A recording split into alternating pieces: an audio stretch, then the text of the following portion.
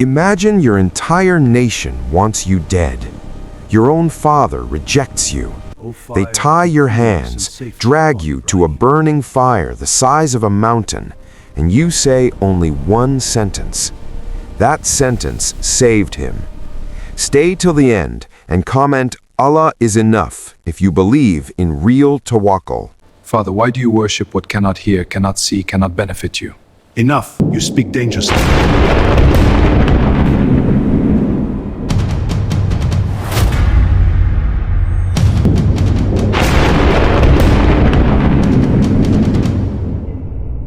They had seen nothing. They had heard nothing.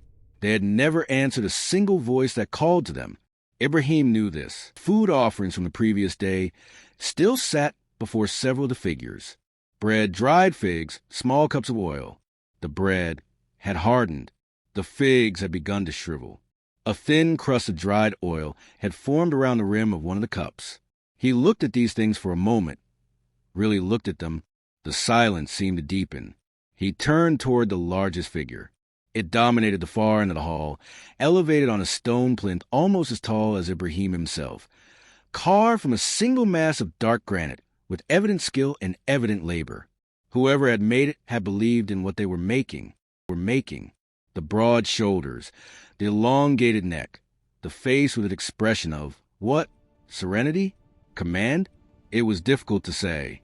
It had perhaps been intended as majesty, but staring at it now, in the early morning stillness, Ibrahim saw only the marks of the chisel, the seams where the stone had been worked, the places where the craftsman's hand had slipped slightly and been corrected. A man had made this. A man had kneeled before it. He reached down and picked up the axe. He had been perhaps 14 the first time he said aloud to his father, Father, when we put food before them, do they eat it? It is an offering, you know that. The food is still there the next morning, exactly where we left it. Nothing has touched it. But the bread and figs remain untouched. Why? That is not the point of the offering. Then what is the point? Azar stopped. He looked at his son with the patient expression of a man who has answered a question so many times that patience itself has become a kind of irritation. The point is devotion, the act, the submission of the self. But submission to what? To a thing that cannot hear the submission being made. The patience thinned. These are the gods of our fathers, the gods of this people. You will not speak of them this way. Father, why do you worship what cannot hear, cannot see, cannot benefit you? Enough, you speak dangerously. The way a word once spoken cannot be unspoken. It would stay there, between father and son, hardening very slowly over the years that followed into something that resembled a wall. Ibrahim's wondering did not stop. He had watched the stars. There is a night that lives in the memory of his people, though they would not speak of it in temple, and the priests would not record it in their accounts. A night when young Ibrahim went out alone into the open ground beyond the city walls, where the darkness was complete and the sky filled with its entire weight. He had looked up at it for a long time. The stars were extraordinary. The planet that burns brightest near the horizon was rising, and he looked at it and thought, perhaps this is it. Perhaps this is a real Lord. Perhaps this is my Lord. But the star set. The horizon swallowed it. It went down like everything else. He waited. The moon rose full and white, flooding the landscape in silver. It was so overwhelming, its scale, its light, the way it seemed to watch, that he thought, this then, perhaps this. But the moon also set. The light moved and faded and was gone. And at last the sun came up, but the moon also set. The light moved and faded and was gone. And at last the sun came up, and it came up with such power and totality, rinsing the dark out of the sky, filling the world with warmth and color, the kind of warmth you feel on your face and in your chest. And he thought, standing there in the morning light, surely this is it. Surely nothing has greater claim. But the sun too set. Everything that rose also fell. Everything that shone eventually went dark. Everything that seemed from the ground to be the highest thing was only a part of the world, was only a part of what needed explaining. He stood in the open ground and felt the full weight of the search conclude. Whatever had made the stars and the moon and the sun could not be among them. could not be subject to rising and setting, to light and darkness, to the very cycles it had created. The maker of the world could not be a thing inside the world. He turned his face toward what he could not see, toward what was not a star, not a carved form, not anything that could be contained on a plinth. I turn my face toward the one who created the heavens and the earth. To the empty morning, to no statue, to no priest, to no one who was there with him. And the morning received it without fanfare. The birds continued in the reeds. The light continued spreading. Nothing changed, except something in him had been settled that would never be unsettled again. He was older now when the real confrontation came. Not a boy walking home from the temple asking questions. A man with a man's voice and a man's gravity, and something in his eyes that his father had long since stopped being able to look at directly. Azar was working in his shop. He crafted the idols himself. This was his trade, his inheritance, his identity. The shop was full of them in various states of completion. Some were rough blocks, barely shaped. Some were half-formed, the features beginning to emerge from the stone.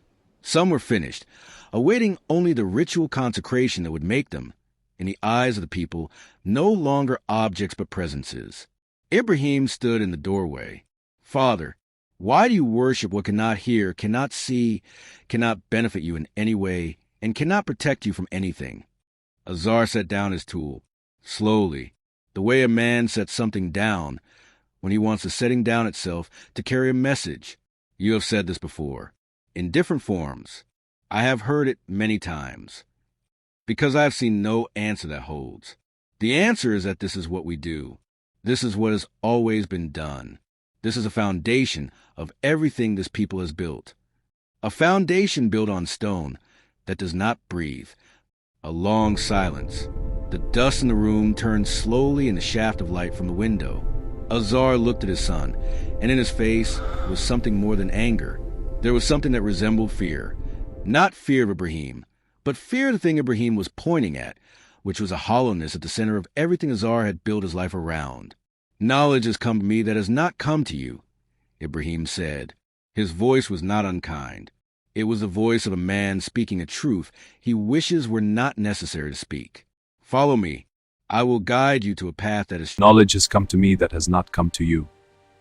Follow me, I will guide you to the straight path. "Do not worship Shaitan," Azar said. His voice had flattened. "He has been disobedient to the most merciful. I am warning you against the punishment of the most merciful. I do not want that for you." Azar stood up, the full height of him, the craftsman's hands rough with years of stone. "Are you rejecting my gods, Ibrahim? If you do not stop this, I will stone you. Leave me for a long time." Ibrahim looked at him, his father, the man who had put a chisel in his hand as a boy and shown him how to feel the grain of stone, the man who had walked home with him from the temple in the dusk of 100 evenings. He looked at him the way you look at a person you love when you have understood that love does not make the truth less true. "Peace be upon you," he said, quietly, without distance. "I will ask forgiveness for you from my Lord. He has always been gracious to me. And I will withdraw from you and from what you call upon besides Allah, and I will call upon my Lord, and perhaps I will not be disappointed in my prayer, my Lord." He did not raise his voice. He did not slam the door.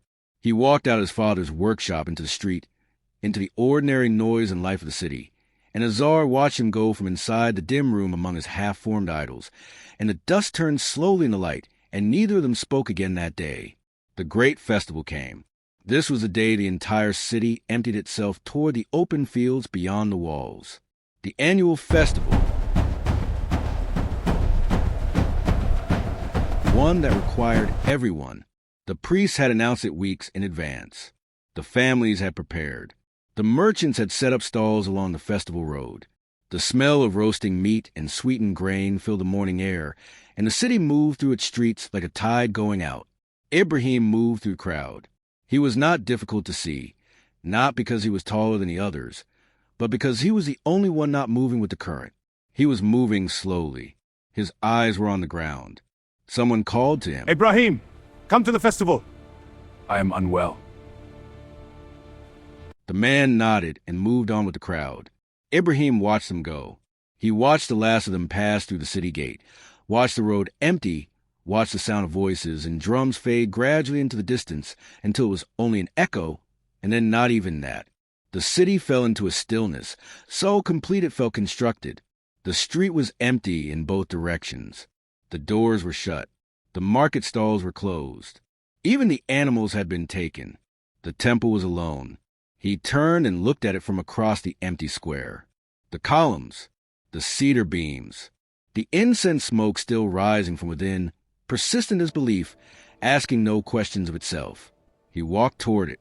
The axe was kept in the storage room at the side of the hall, a ceremonial axe, used in certain rites, heavy enough in the hand to remind you of its weight every moment you held it. He had known it was there. He lifted it from its place and felt the balance of it. The way the head pulled forward. He stood in the main hall. The silence was absolute now. The incense smoke curled upward in perfect, undisturbed spirals. The food offerings sat untouched before the figures, as they always had and always would. The stone eyes were open. The stone mouths were slightly parted. The hall carried the smell of cedar and oil, in particular dry, ancient smell of worked stone, the smell of hands and years. He looked at one of the smaller figures. Knee-height, carved limestone, the surface worn almost smooth, gilded at the shoulders. Someone had placed a garland of dried flowers at its base, now brittle and colorless. He raised the axe. The sound was enormous in the empty space. Stone on stone, then the crash of the figure hitting the floor, the head separating and rolling, the sound echoing off the walls and ceiling and returning, the echo diminishing in layers. First the impact, then the crash, then the rolling, then a long, ringing nothing. He stood still for a moment. He had heard that sound, and he stood still inside it. Then he moved to the next one. This one was metal, taller, heavier. It did not fall cleanly. The axe glanced off the side and left a gash in the torso. He swung again. Then again. The third blow took it at the base, and the figure went over with a sound like something that had been standing for a very long time suddenly. Finally, being permitted to fall, he came to the largest figure, the great, dark granite form on its high plinth, dominating the end of the hall. He stood before it. He looked up at its face. He hung the axe on it. He placed a handle through the statue's arm, or what served as an arm, the stone extension from his body, so that the axe hung there visible, heavy, conspicuous. He hung it there like a question that would need to be answered in public. Then he walked out. The festival drums were still going in the fields beyond the walls. The smoke from the incense continued rising inside the empty hall, as it always had, asking nothing, receiving nothing, serving no one. They found the temple when the festival ended, and the city came home. The festival was grand, but I'm ready for rest. Aye, but look! The temple calls us. It's magnificent. What happened? The idol's destroyed! Who did this? What hand? The idol's destroyed! Who did this? Who did this to our gods? The question moved through the crowd. It was asked in various ways, in the voice of rage, in the voice of disbelief, in the voice of a grief pretending to be rage. Who did this? Someone said his name. I doubt this will end well. This is outrageous. We cannot accept. Enough. I'm leaving. Then someone else said it. Then the name was everywhere, taken up by the crowd the way a crowd takes something up, not as individuals considering it, but as a body responding to itself. That young man who speaks against the gods. Ibrahim, we have heard him speaking of them. Bring him before the people. They brought him to the assembly. The space was large, an open courtyard bordered by columns, the kind of place that had witnessed other public matters, justice and commerce and proclamation.